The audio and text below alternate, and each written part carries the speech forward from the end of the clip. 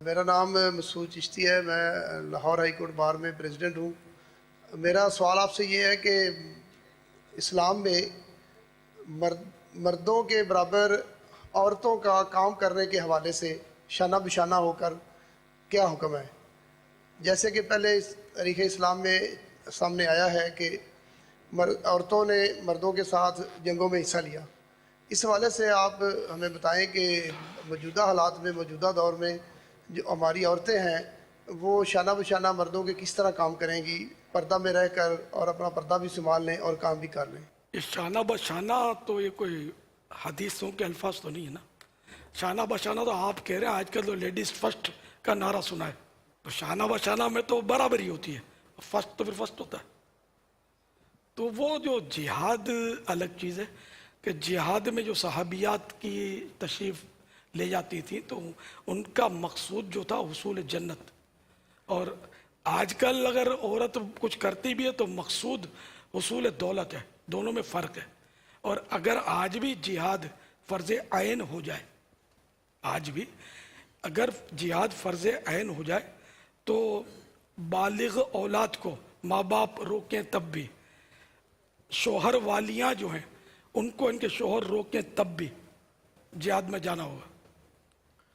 پاپا اس حوالے سے مفسرین نے بڑے تفصیل سے کلام کیا ہے اور اس نقطے کو بھی واضح کیا ہے کہ اس طرح کے جو واقعات ہیں یہ پردے کے متعلق جو آیات تھیں اس کے نازل ہونے سے پہلے کے ہیں۔ اس طرح کے بہت سارے واقعات پردے کی آیات اور گھروں سے نکلنے کے بارے میں جو حکم آیا اس سے پہلے کے ہیں، تو اس لیے آیات کا صرف ظاہر دیکھ کر کوئی حکم کا جو قیاس کرنے کا ایک معمول ہے وہ نہیں کیا جا سکتا۔ اور اب تو ویسے حالات جس طرح کے ہیں اس میں تو اب عورتوں کو باہر نکلنا ہی فتنہ برپا کرتا ہے۔ برقع بھی ڈالتی ہے تو ایسا جاذب نظر اور اٹریکٹیو ہوتا ہے کہ وہ اندر چاہے اس کا شکل و صورت کیسی ہی ہو، برقعے کی وجہ سے جو برے ذہن کے ہوں گے اس کو تاڑیں گے۔ ایسا حالات، بہت حالات خراب ہیں۔ تو مرد ہی اگر شانہ بشانہ چلے اور اتحاد اور اتفاق کے ساتھ کام کریں، حرص، ہوس، حسد، بغض یہ سب نکال کر ایک اور نیک بن کر یہ سب چلے نا، جو مسلمان ہیں، اہل ایمان ہیں، تو بھی ہمارا معاشرہ بدل جائے گا اور عورتوں کے سہارے کی ضرورت نہیں پڑے گی۔ وہ گھر سنبھالیں، ہم مطلب بازار سنبھالیں۔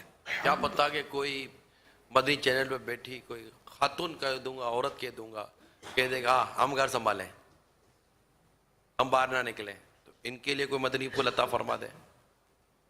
ان کو گھر بیٹھنے کے لیے آپ کہہ رہے ہیں یا کوئی ان کے لیے گھر بیٹھنے کی تاکید ہے؟